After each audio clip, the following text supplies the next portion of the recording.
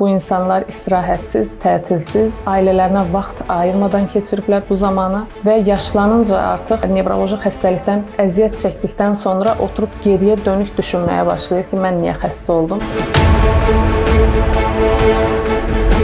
Nevroloji pasientlərlə işlədiyim bu illər ərzində onlardan öyrəndiyim 3 vacib məsələ oldu. Bunlardan birincisi özünə qarşı ədalətli olmağı bacarmaq, özünün istədiklərini də edə bilmək. Bir çox xəstəm mənə ifadə etdilər ki, ailəmə, uşaqlarıma çox zaman sərf etdim, hər zaman onlara qarşı fədakar oldum, kaş ki belə olmasaydım. Bu bilirəm biraz klişe səslənir bəziləri üçün, amma bu bir həqiqətdir. Bir çox xəstəm mənə bildirdi ki, məni məhz xəstə edən bu oldu. Heç vaxt özümə qarşı ədalətli davranmadım.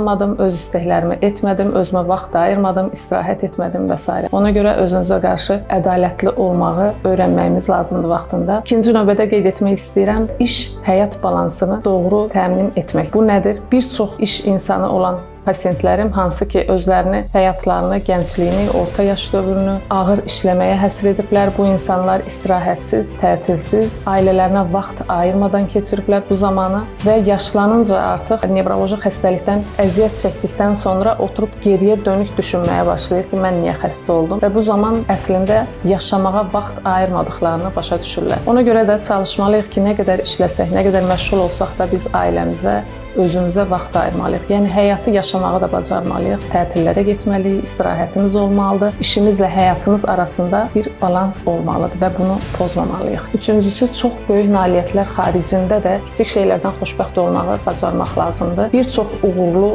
insanlar həyatında böyük nailiyyət qazanan pasientlərim olub. Hansı ki, xəstə olduqdan sonra ifadə edirlər ki, mən artıq başa düşmüşəm ki, o çox böyük nailiyyətlər o qədər önəmli deyil və artıq mən nəvələrimlə vaxt keçirdikdən onların kiçik uğurlarına da sevinməyi öyrənmişəm və başa düşmüşəm ki, əslində həyatın mənası kiçik şeylərdə gizlidir və kiçik şeylərdən də xoşbəxt olmağı öyrənirəm. Misal üçün, evdə nəvələrlə, övladlarınızla keçirdiyiniz vaxt, havanın yaxşı olması, sizin sağlam olmağınız da xoşbəxt olmağınız üçün yetərlidir. Sadəcə bunu fərqində olmaq kifayətdir.